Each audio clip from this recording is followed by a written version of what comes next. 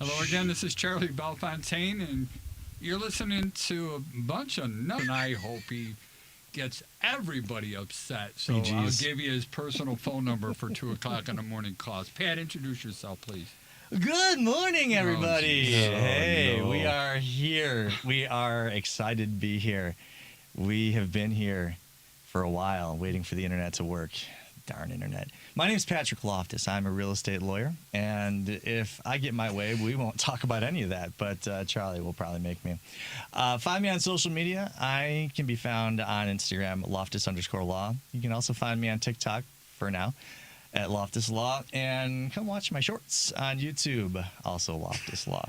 Sounds good. Steve, please. Gotta love that. Steve Davis, Kamar Group, Real Brokerage.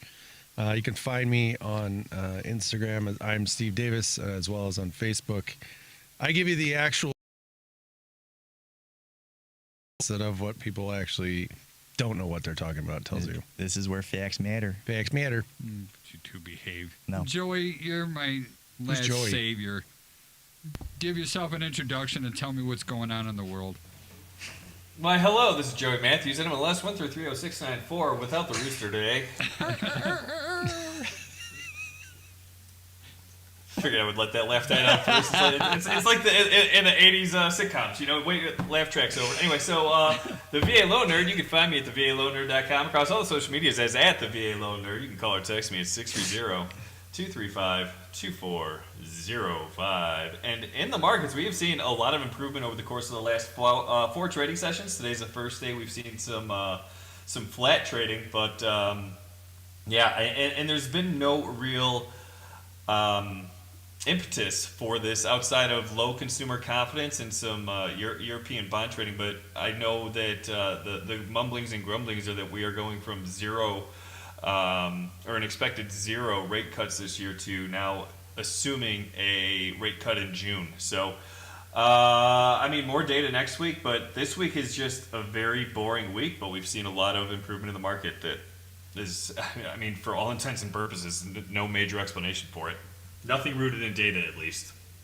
I got an That's email all. from another real estate agent, and there must be some other mortgage Nostradamus person out there, but they were saying what the mortgage rates were expected to go down almost like 3/4 of a full point over a couple of spots in the year, and I love it that everyone else is laughing, but I don't know. And right now, I don't know about you, Joey, but we're stupidly busy. You know, I'm at the point where people are begging. So that tells me that the housing market is getting pretty busy, isn't it? Doesn't that mean rates go up, supply, demand? No, not at all. Rates are completely disconnected from what's happening in the real estate market, right? It's you just happen to get the rate that you get based on where the market is when you're looking to buy, right? So if you have a strong market versus a weak market, really doesn't matter in the rate world. You're just going to get what's available, right? And obviously, I'm sure Steve can talk about that as well, because they're connected in that you buy houses with a mortgage, but completely disconnected in terms of the housing market affecting rates. But that said, March, April, May are looking very busy on my end. February was by far the worst month I've had in years, but in terms of activity and people getting pre-approved, February was also the best month I've had in years. So Interesting. We're in for a wild ride, baby. Steve, what about you? Are you getting super busy right now? Are there a lot of people out there looking, or? So it's an understatement as far as how busy we are getting. The fact is that if you have a listing and you are the listing agent, you're gold, because you get to choose from however many multiple offers that come through the door. There are a lot more buyers than there was a month ago. There will be a lot more buyers in the next couple of months. And if that rate goes down, oh God, it is already multiple offer season. It's absolutely ridiculous. I took clients out this weekend. We put an offer on 2 properties. One of them had 18 offers. That's it. On it. That's it. There were about 40 groups that came through. Then another one, I took another client out looking in the $1 million range, and they saw 4 properties, and there were all multiple offers on them by Monday. It's crazy out there. So busy. Yes, it's very busy out there, but it's also, if you're not an experienced agent and if you're a client or a prospective buyer that is listening to this right now, please do yourself a favor. Man, make sure you work with an agent that is strategic, that knows how to play this market. This is not a amateur's market. This is not a novice, situation. You have to have someone that knows what they're doing, because you will get eaten up and you will offer on 10 properties and you are going to be exhausted and feel like the system is not going to work. That is why it is so crucial to have people that know what they're doing. The attorneys, the lenders, the agents, everyone in this market. It is crazy. I mean, that's all easy to say and stuff like that, but how does, and I'm not trying to be a smart aleck here, but how does one know? How do I know if somebody's smart, not smart, knows what they're doing? How do you tell? Well, first of all, as a buyer, you should be given education, or even as a seller, you should be given education from that agent. So they should be able to answer any and all questions you have. And more importantly is go ahead and educate you on everything that's going on. Understand what happened with obviously the settlement for the NAR settlement. Understand what your rights are as of the seller. Understand what you're going to, preempt your buyers. Make sure they understand what's going on with the markets before you even take them out. Help them understand that this is not the time for the cautious and the buyer that wants a deal. There are none. Get over it. If you don't want to spend more money than you're comfortable with, rent. Because I'm telling you, keep breathing, Steve. It's okay. It is so tough out there, and it's one of those situations where, buyers need to understand what they're getting themselves into. If your buying power, according to Joey, is going to be 500,000, you're looking at 425 and lower, maybe 450. But you need to have to be able to play the game, because the multiple offer situation is no joke, and most people are not paying cash. Most people are paying, hopefully they're putting 20% down, which takes the private mortgage insurance off. Hopefully they're doing that. Some of them are coming in at 5, 10, 3.5%. If you have a mortgage contingency or sale contingency, good luck. I mean, it's really tough out there. I think I triggered Steve with that question. I'm not too sure. It's intense right now, and it's tough because you talk to clients that are just like, especially with buyers, and the first-time home buyers are so excited, and you want to keep them excited, and you want to keep them going and really be excited about the process. But then you have to basically rain on their parade and be like, listen, I've got you the entire time, but I need you to understand what this market's doing. This is not going to be where I'm going to suggest you do something. I'm going to tell you, you need to do this in order to get this house. And I do everything SOI, all sphere of influence. So everyone who's referred to me knows that I've got their best interests. But there's a lot of agents out there. There's a lot of situations out there where they think that this is the right way to go, but they really should make sure of it. I mean, whether that's Googling, whether that's calling another attorney, another agent, whatever. It's scary and it's tough. But if you have the right people behind you, then you will get through it, and successfully, and everything will go smooth, or at least hopefully rather smooth than rocky. I hear that. Pat, what about you, Patrick? Are you busy or? Yeah, I'm busy canceling deals when people like you are alarmist and they scare off My buyers chest from is wanting popping to. out. My head is you really know, big. I did not see that coming. Walking in, you have this is all a perfectly revenge. fine transaction, and someone like Charlie walks in and points out that there's something wrong with the home. How dare you? I'm glad you do, because you give them the advice they need, Charlie, in order to say this may be not the right fit. And the fact is like, as much as Patrick's joking, the fact is it's true. Like, you have to let them know what they're getting into. So that's why it's so crucial to have, again, someone that knows what they're talking about and what they're doing. Well, and Steve, I think what you're saying perhaps kind of dovetails into the experience I'm having, which is that buyers, they don't get to do a ton of due diligence before they submit an offer. And once they are under contract, if they are lucky enough to be chosen, then the due diligence truly begins at that point. And then they have the inspection, and more things perhaps come up in that process because of the speed at which things are going than maybe would otherwise. And so I am having conversations with buyers where they're maybe getting themselves in a little bit more over their head than they thought they were. And anytime, this is just my own personal experience, but anytime that there's an imbalance in the market between buyers and sellers, there's a lot of tumult. There's a lot of agita on the part of buyers and sellers. My sellers, they're having a different experience from the buyers. They, it's nice to have 18 offers, but it's also kind of overwhelming. It's really unwelcome in a sense. Yeah. So now you've got to sift through and do your little spreadsheet and figure out, because they're all going to be probably pretty similar. So you are really splitting hairs to decide who's the winner in that horse race. And what you're hoping is that you didn't pick the wrong pony, because if you pick the wrong pony, you're looking at, it's like, do I go with the first time home buyer or do I go with the family? How are they likely to react to this and this and this that I know about my home? Yeah. And those things are not easy. And then you have to throw into the mix that make sure those decisions aren't being made on a discriminatory basis, because now you're putting yourself in another trick bag. That's not easy for sellers. And then when a buyer is going in without all of the information they might like to have, and then they come in and they go, oh my gosh, there's so much more than I realized or that I thought.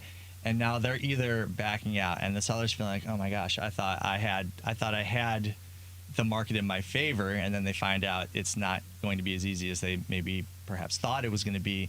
Or they have a buyer that's asking for a lot more, and they go, how dare that buyer? This is a seller's market. Don't they know I had 17 other offers that I could have chosen, who would maybe or maybe not would have asked for less, but immediately they think they probably would have, and that's all hypothetical. But it's just tough, man. That's really, at the end of the day, what I'm experiencing a lot of the same heartburn. I think that Steve is, just in a slightly different way. Well, you mentioned the whole thing with the seller's aspect too. So it's not only important to have an agent to help you as a buyer, but it's really crucial to have an agent that helps you selling the property that actually is experienced as well. No doubt. The thing you just mentioned, which is the fact of like the 18 offers, right? Why do you think there's 18 offers? Do you really think it's not? Yes, of course, 18 people want to buy the property, but that's priced for a certain reason. So what's happening as well, as agents want to look like the champions, so they'll tell their sellers, hey, listen, we can go in 3 different ways. One, we go in at a lower cost, so you get hopefully you get multiple offers, which is can be dangerous. Okay. Number two is you go in right, a little bit under market. I mean a fraction, right? And hopefully get multiple offers, or you put it right what it's worth. And the fact is, you probably get multiple offers, but you may not. So what sellers are doing, because of their direct, basically, advice from their agent, is to come in at a little bit of a lower price. And that's why there's 18 offers. Yes, it's supply and demand. I get that. But the fact is like, you price that property a little bit lower, you're going to get multiple offers. The agents that are doing that are also causing a lot of conflict, though, too. Because, yes, they're getting more money for their client. And, yes, it's their fiduciary responsibility. But at the same time, look at all the first-time home buyers out there. Look at the move-up buyers. Move-up buyers are normal, are used to this. The first-time home buyers it's a lot for them to grasp, to understand. I think I would posit, if you got 18 offers, I think you might have done something wrong, to be honest. And maybe that's naive of me, because I'm not in the middle of that process. I don't really come into the process until after the contract is entered into. But that sounds to me like a slight error in judgment. Maybe trying to play it safe and doing what is the conventional wisdom, which is let's price it out. Let's then put it on the market for slightly less, and then we'll kind of chum the water that way. And let me just say this, sellers, that advice is a very broad bit of advice. It's not advice for you. It's not advice for you in the sense that you should do the same thing no matter where you are, no matter what the Well, every characteristics of your situation home is are. different, yeah. If you've got a single family home in Lincoln Square, your pricing strategy and your strategy to sell that property is going to be a lot different than if you have a penthouse in River North, or if you're selling a 2-bedroom in South Loop, or if you're selling a single family detached home in Plainfield.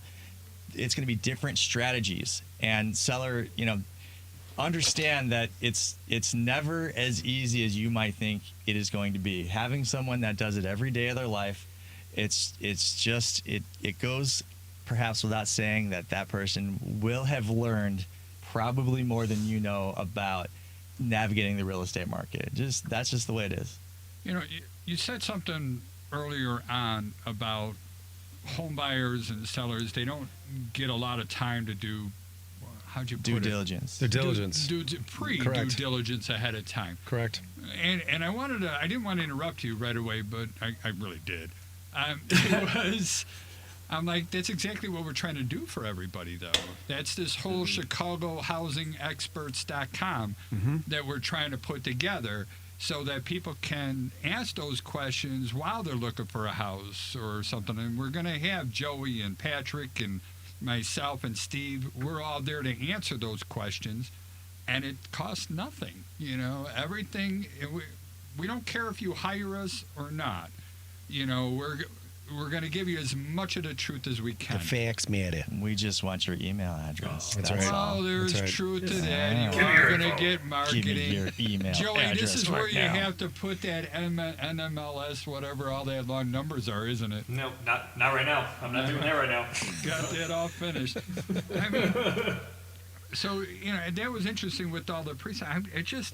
It amazes me because it was like a light switch. And I guess I shouldn't be surprised. Patrick said this, I think, for like 2 years now, that right after the Super Bowl, everything starts getting ridiculously hot. Oh, that's not. It's not even accurate anymore. I didn't I'm come giving up you with that. credit Don't, anyway don't because don't this assign that to knucklehead me. never knew it. That's not credit. That's not credit, though. The thing is like I'm it gonna get used to, roasted for 5 inventing years the ago. internet. 5 years ago, Charlie, it used to be that. Like right after the Super Bowl. Now it was busy in December. I was busy in December, January, February. Right. Yeah, we didn't. It doesn't slow down. matter when it is. And the other thing that you just touched base on, the fact of going back to this, the due diligence aspect. Hold on, Dad. The reason that Not What? your. All right. Hold on, Sorry, that was Dad, my wife. What? Dad, hang on. Yeah. Whoa. So, Due diligence. the due diligence.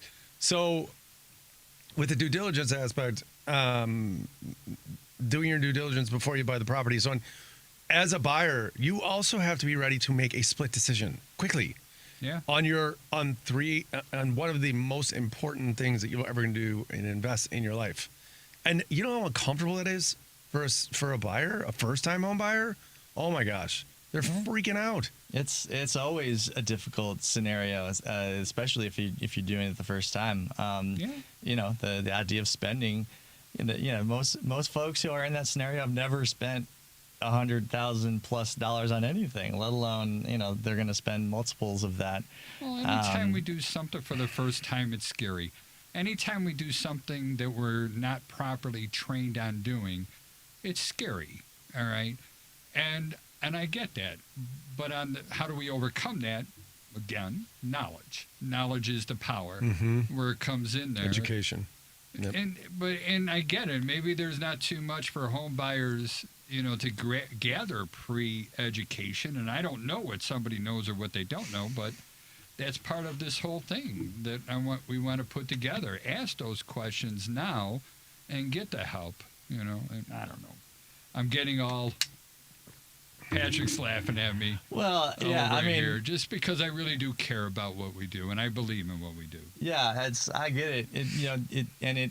It'll probably feel somewhat like a double-edged sword for the people that have the more knowledge, because they're going to go in and they're going to, I'm going to offer X because I know I'm going to be replacing the mechanicals in the next 3 to 5 years because of the age and the roof and all that. And you go in with that info against 17 other people who are just reacting emotionally.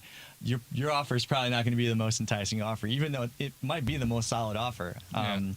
And those people might come away from the experience saying, well, I'm glad I know all of this so that I can not buy a house. But at the same time, I think that at the end of the day, and this is really one of my main goals with my clients who are buying, and that is, it's not to make sure that they have a perfect property. It's not to make sure that everything is, exactly right.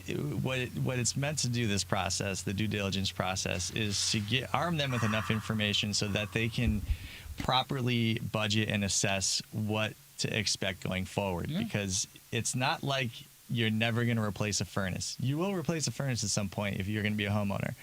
You will replace a roof or siding or any of it. And it's a matter of figuring out, all right, I am spending this amount of money. It's going to leave me with this other amount of money, and I will be able to increase my savings by this much over this next period of time. And will that be enough? Will I be able to make this work long term? And if the answer is no, maybe it's not for you. Maybe it's not right. Maybe you need to pivot and switch strategies. Or you go, yeah, it's uncomfortable, but these numbers do pan out, and if it does happen, even somewhat like we're planning, then this is going to be a win. If that's the case, man, jump in with 2 feet. No, I'm with you. Go ahead, Stan. Yeah, that's it. No, that's the other thing too. Is you just nailed something too. Is the fact of buyers, first-time home buyers especially, they need to be aware that it's not necessarily just a price thing. I've had clients that are selling, and they're like, who do we go with and so on? Well, if I know it's a clean contract, I know perhaps I know the agent, so I know I'll get to the finish line. It's not just price. Maybe it's the terms, right? Maybe it's more earnest money. Maybe it's you're waiving contingencies.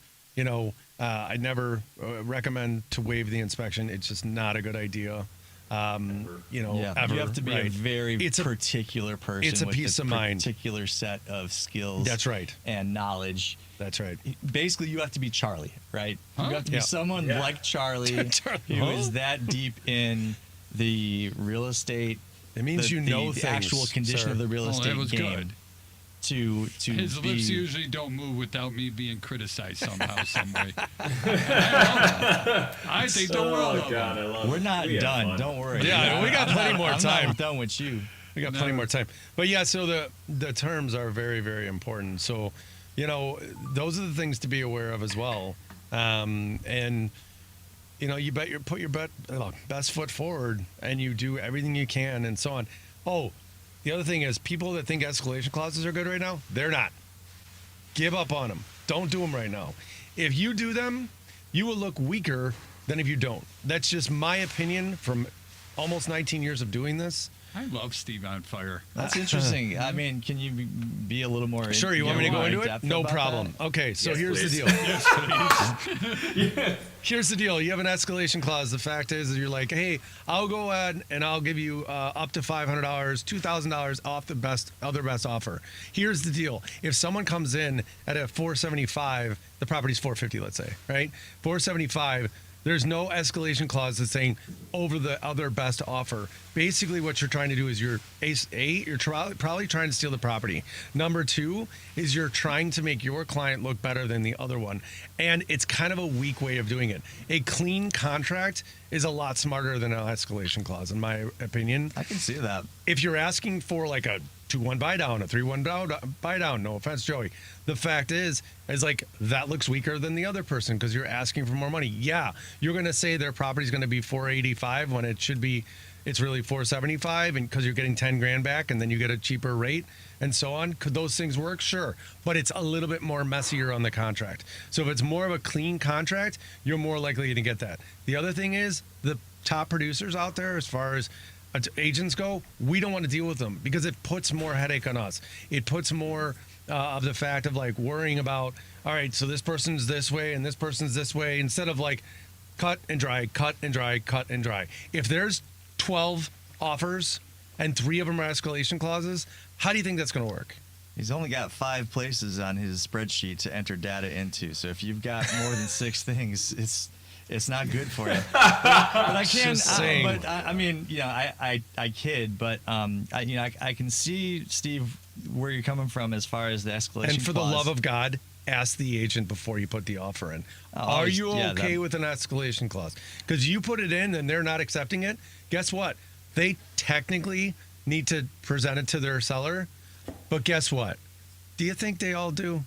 Well, if you're not taking the opportunity No. to get those extra touches to build rapport, then you are leaving opportunities on the table. That's number one. But I can see where you're coming from, Steve, on the escalation clause perspective, because if I have a home listed for $450 and someone comes in with a $450 offer, but they would consider paying more if Right. someone else offers more. Weak. If I'm an emotional seller, which let's face it, most of them are. Most of our clients are dealing deep in the fields. What they're going to say is, "Oh, okay, so you'll pay me $450 unless you think my property's worth $450, but I'll pay $475 if I have to." It's like, well, how about you just pay $475 and stop being a word I can't say on here. The other thing is people are putting offers in now without seeing the properties and then going to see them over the weekend. Yeah.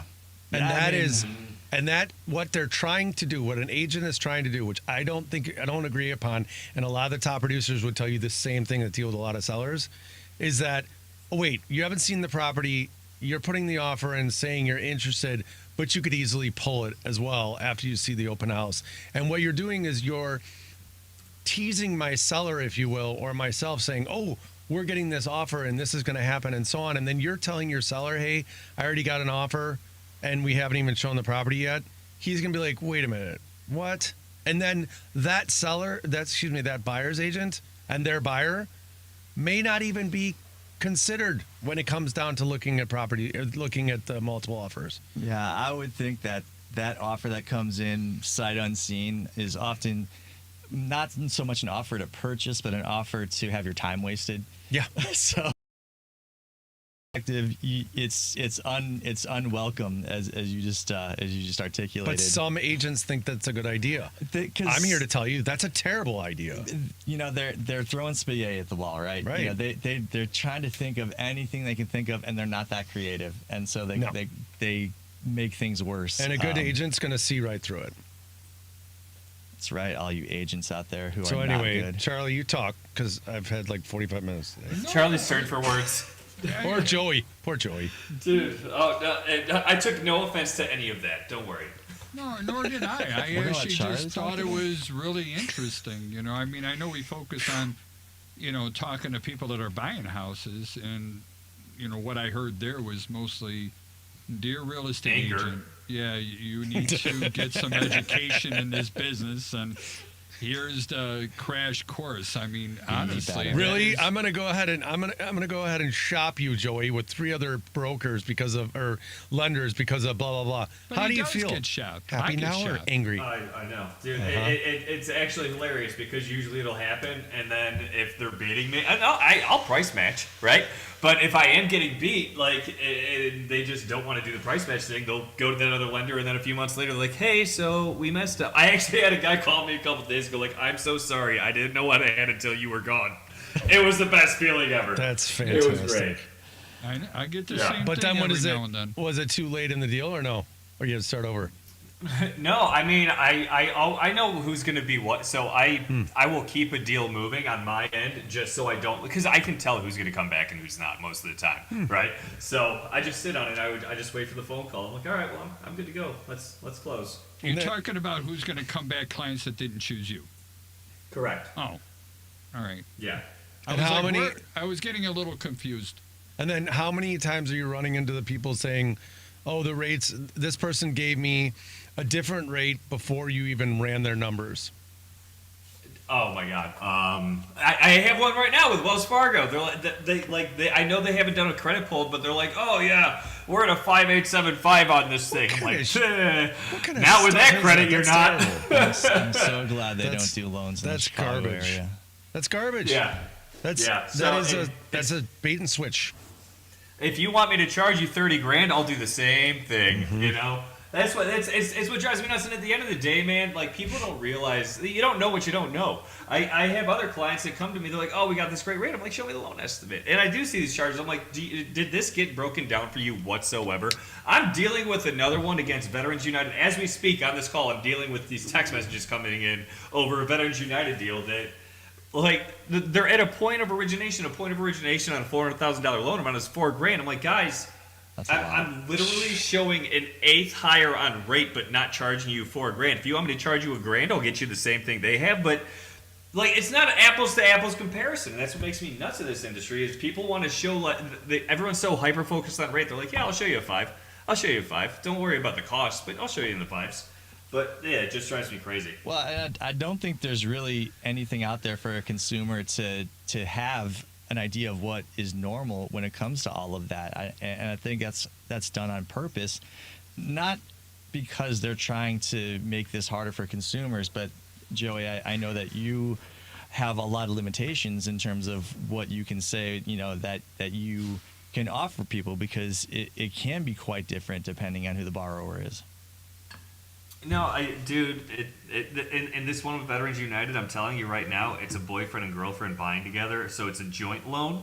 They're both veterans, thankfully, but it's a joint loan, and like if you don't do a lot of VA, you are going to crash and burn on that type of loan because you're going to set unrealistic expectations. You're going to say, oh yeah, we'll stick to our normal 21-day close. I cannot do a joint loan at 21 days because we have to be ready to issue our clear to close. We package the file at that time, and we have to send it to the VA directly, who then reviews it before they'll issue a guarantee. That's 5 business days alone. Then they send it back so we can issue a clear to close. That's called a joint loan. It has to go for prior approval. You can't automatically close those.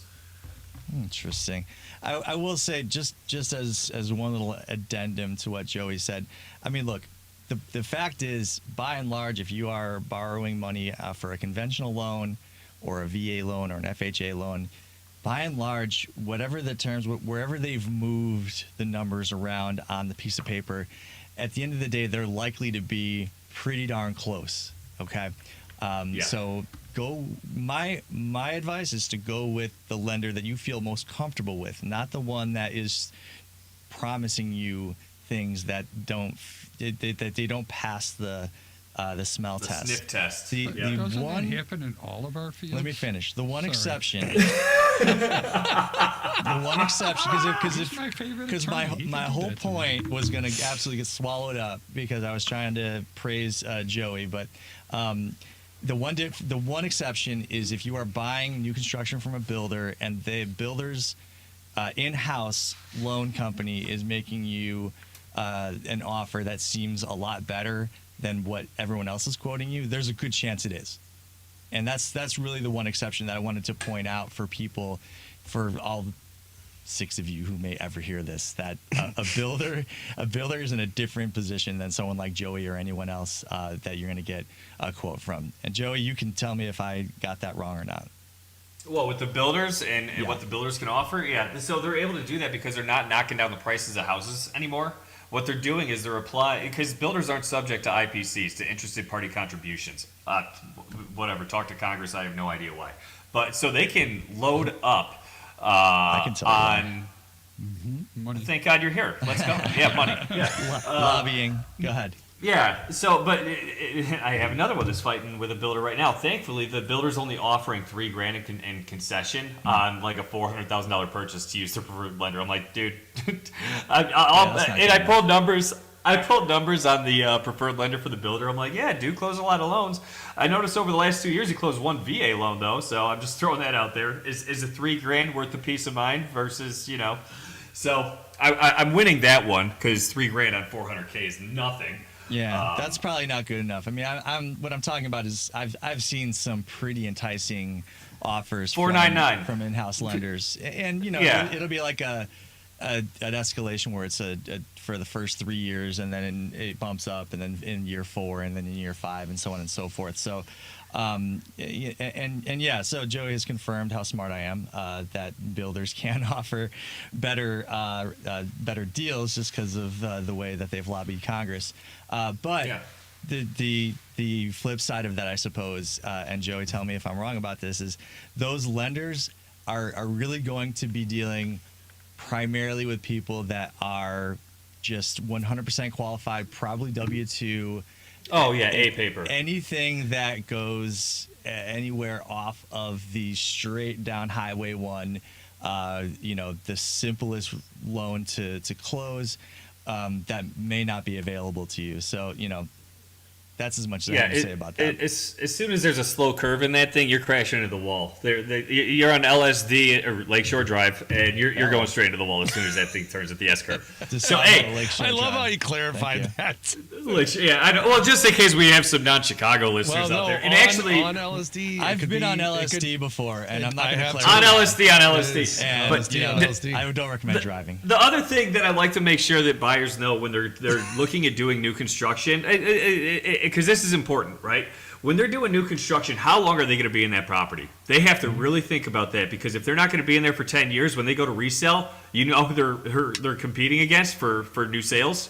Well, Joe, that same builder who's offering a 499, baby. You are not going to be able to sell your house. That's a great point. Interesting. And I like that point. That circles back to perhaps a point that we didn't finish making, which is that Joey's like, hey, builders aren't going to lower the price of their homes if they're not moving, right? Why not? Because if you sell someone's neighbor a house for 50 grand less and you just sold them a house, you got a real angry person, because that's just when the market moves, they've got to move homes. So they got to figure out a way to move those chess pieces around the board, not to make the people they've already sold homes to angry, because those people are still under warranty. They also have friends that they are most likely to, if they had a good experience, to recommend, hey, I heard you live in so-and-so subdivision. How you like it? Oh, it's a great house, and the builder's great, and blah, blah, blah. And then they come in and they sell homes to their friends. If they burn those bridges by lowering all of the prices. I've only seen it happen once, and that was, as you would expect, in like 2009, when they got to the point where there were no more chess moves to make. But on down the line, when the builder finally sells out, there's no longer this ability to prop those prices up. So if you bought in a different market, you may be in a little bit of trouble if you're trying to sell a year, 2 years off after the builder sells out. So, yeah, lots of different considerations when it comes to new construction. And by the way, definitely get your new construction home inspected. A lot of people don't think about that.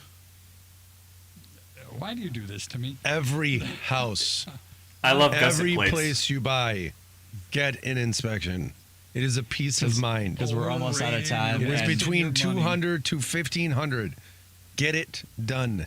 You're buying an expensive house. Yeah, but you're going to lose the deal. So just waive the inspection, get the house, move You make me laugh. That was I just stuck Bizarro up for Charlie him, from and then the, instead he just from the what comic number DC. Charlie number just 56. strumped out, people. All right. Well, you should have heard his joke earlier. I was like, what? He's like, I learned it when I was in 8th grade. I was like, oh. Exactly. I'm an old man. That's Or all no, I can 2nd say. grade. He was 8 years old. Somebody said. No, I hear everything that you're saying what he with said. the It's builders. his rooster joke. Everything with you're saying about the new construction, and and you threw out 10 years. Isn't that a little exaggerating a tad? I'm like, the market is going up, and when the builders keep raising their prices, and I mean this year, I really think we're going to be in for a crazy busy year, and the prices are going to skyrocket. What market are you in? Are you in? Yeah, Are you you know in the what? Dallas Thank you. suburbs? No, Are you in no, Austin? no. Are you in? I got it. You hit me on the head, and Atlanta? I was resonating when you were talking Yeah. about the different micro markets here in Chicago. Oh yeah. Knowing about the high rises, playing field, everything else. I was resonating with all that. It was spot on. If you're in the neighborhoods, none of Yeah. that's going to matter to you, because you're not going to be You're not going to be buying from a D.R. Horton, a Lennar, a Pulte, a Toll Brothers, whatever it is. Those are the builders I'm talking about. So if you're buying out in the exurbs, if you're out in Plainfield or Pingree Grove or where they have a Huntley, lot of farmland. then those are the places where you're going to find those scenarios that Joey and I were discussing. Yeah, that makes a lot more sense. Yeah. No, that's all good. But even then, it's going to be different in the Chicago area than in a place where they built a lot more, a lot quicker. So, your mileage may vary with all of that. Just be aware that there are some things to be aware of. on our 2 blocks, we had 4 houses for sale. All 4 houses got gobbled up, Double. and 3 of them are already torn down. Nice. Yeah, and the 4th one is going to be demolished too. So I it's- hate old houses. Get rid of them. Leave me alone. Build You know? new stuff, no details. I just want bland, boring, new. It's going to be energy efficient. I disagree. It's going to be too He's big. just trying to trigger It's going to me. be I too know. big for the lot. Yeah. And He obviously has never none seen the them- detail of your This will be house. the last thing I say. None of them will have a urinal in the garage, and that's There it what is. makes The urinal Charlie- in the That was garage. coming. That's gotta what have makes that. him the most Yeah. upset. Seriously, I do not That's the real have a value add. urinal in we my have a good garage. family friend Stop. where his lying. man cave I do has not have a urinal in the in bathroom. my It is garage. fantastic. But no, I love that pea garage. It's right next before to the Patrick told me EV to charger. shut up and wait. Shut up. Exactly. I was, I kept hearing the bait and switch, bait and switch, bait and switch. And this is kind of what I wanted you guys to elaborate a little bit on. Like, Joey, you kind of hit it a little bit.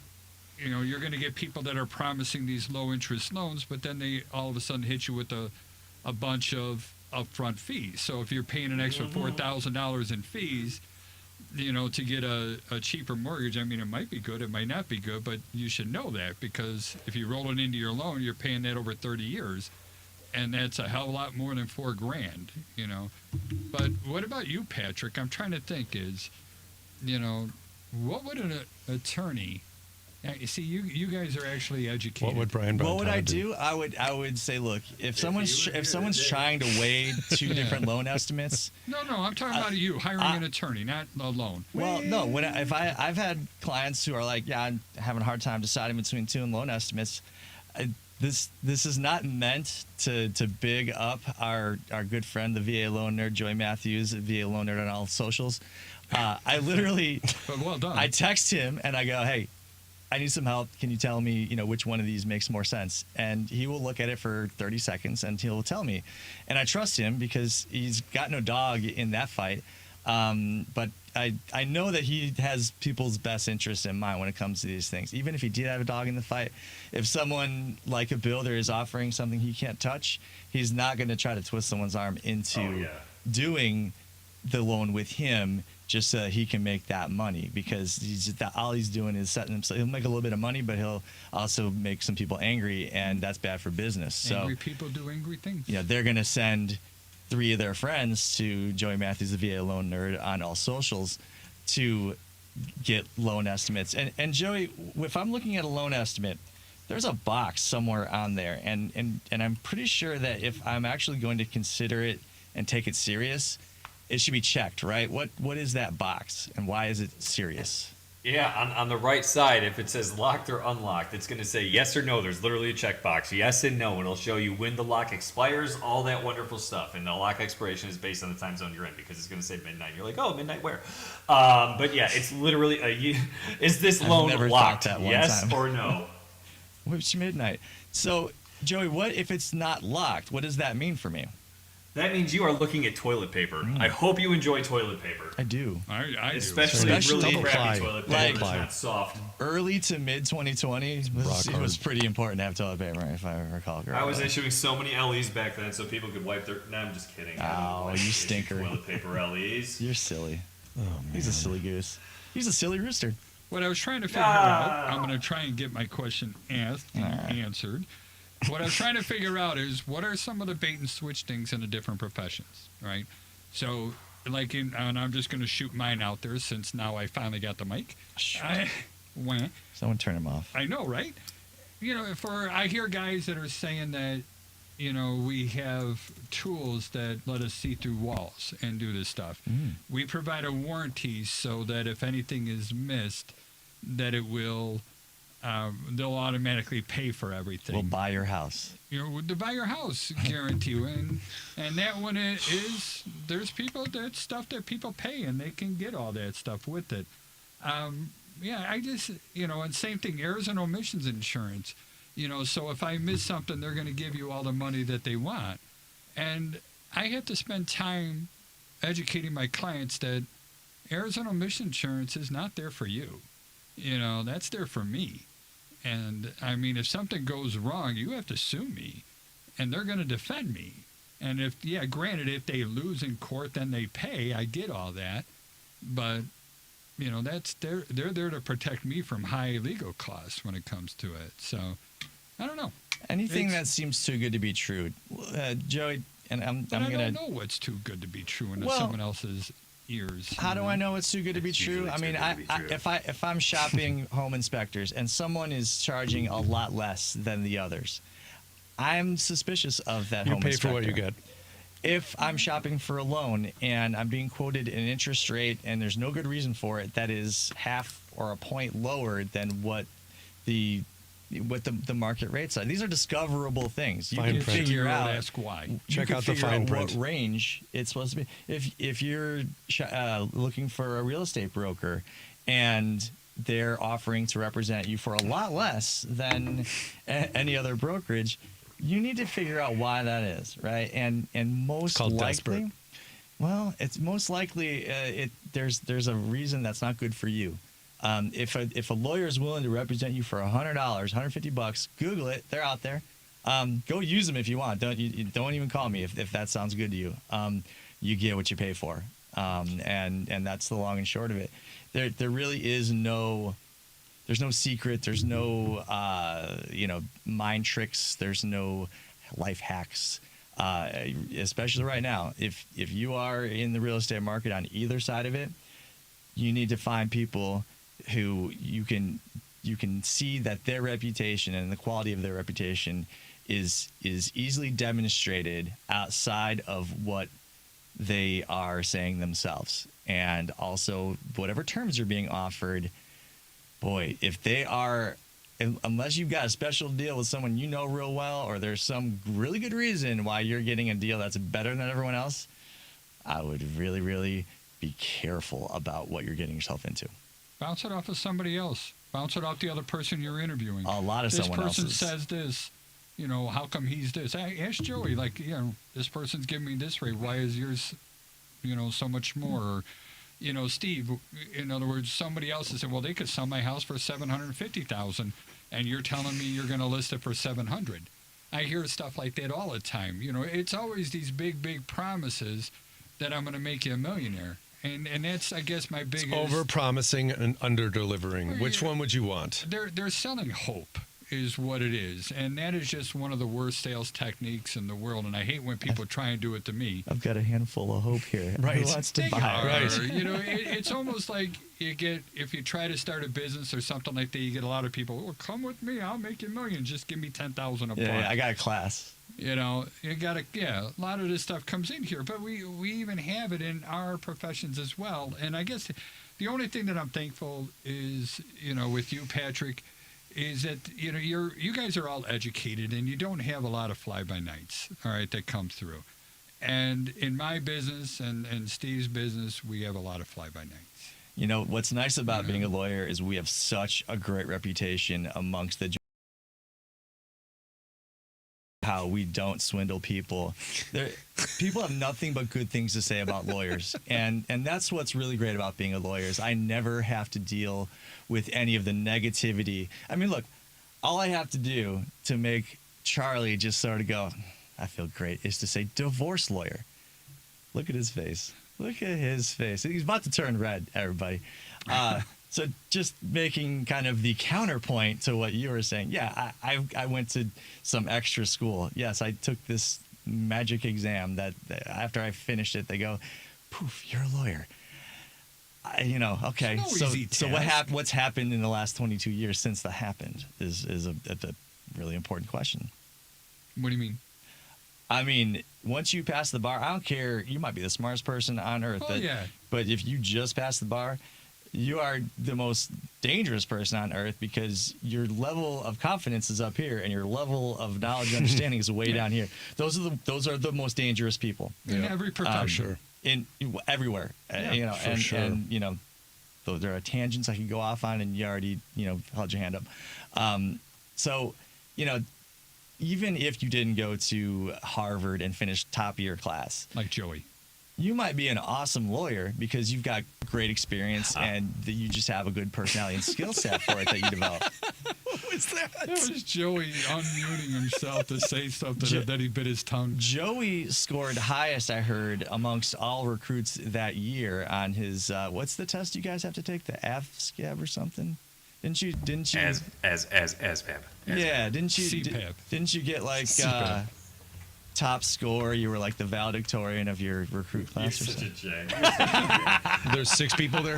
So I did surprise my recruiter though, because I was like bottom of my class in high school, but I scored a 94 on the ASVAB. It's out of 99. So they Wow. didn't offer you the latrine job exclusively. ooh. No, they tried to get me to go Intel. I was like, nah, dude, I'm here to blow things up. That's all I want to do. That is the VA loan nerd that we know Yeah. and love. Blow. Yeah. How do you even respond? I want to blow things up. Let's talk about mortgages. Hey, Yeah, I was hey. gonna say that's not a good one there, Joey. 18, 19-year-old, any red-blooded American that just watched 2 planes fly into the Twin Towers, blowing things up was on most of our minds. So that, You're going to blow us up. I'm going to blow you up. That's kind of how my brain worked on that day. in context, that made a lot of sense. So those of you that were not old enough to remember 9/11, trust me, what Joey's saying makes a lot of sense. Okay. Okay. I agree. Yeah, Okay. it's a good way to end this I know. segue. And that's what I'm all into. So anyway, Oh, we yeah. are getting towards the end of time and stuff like that. And yeah, today was kind of a laid back, let's just let everybody rant a little bit type of day. And I Steve enjoy is that so stuff. angry. I know today. there are Steve people out is there not right now that are angry. listening to this, or will be listening to this, or see this on Facebook, or whatever 6 or else 7 that at least. that Patrick puts it on. We need to bring these questions next time, because I'm telling you, Yeah. there are a lot of people with a lot of questions right now, and they need to be answered, because this is a crazy market. Whether you have questions from the attorney, the inspector, the lender, the realtor, seriously, please bring those questions to us. Yeah, right at that ChicagoHousingExperts.com. Just go on there, post pictures, whatever. You want to know, like the age of the roof or get a rough idea with it, there's a lot of stuff that I will help you with way beforehand. And again, there's no charge. Me personally, one of the biggest pet peeves that I have is killing deals. I'm not, I don't like doing it. You think about that, somebody went through a big, long process looking for a lot of houses, and they're hard to get one. They finally get one out of desperation, but they fell in love with it. Then they go ahead and put money down on it. Then they spend money on us, and then we tell them all these things are wrong, and they walk away. And it's like, why aren't we identifying these things? They're so obvious. What's wrong here? Why aren't they being called out before we put a bid on this house? And that's what I want to do with all these things. But I think next week, and I'll sign off on this, but next Wednesday, I think should be the day that all of the most hard-hitting questions You won't be are here. answered. Coincidentally, I will also be on vacation next week. And with that said, I am Patrick Loftus. I'm a real estate lawyer in Chicago. I am the guy you hire when you're buying or selling your house. To make things go smoothly, find me on social media, Loftus_law at Instagram, at Loftus Law on TikTok, or my shorts on YouTube. Steve, And I'm please. Steve Davis, Real Brokerage. I'm your real estate broker, giving you the facts that matter. You can find me on Facebook. You can also find me on Instagram at I'm Steve Davis. Happy to answer any questions for you. Joey, please. Joey Mathews, the VA Loan Nerd. You can find me at theVALoanNerd.com or across all the social medias as at the VA Loan Nerd. You can feel free to call or text me at 630-235-2405. And my name's Charlie Bellefontaine with Chicagoland Home Inspector. Special thank you to Devin Tingle. And we are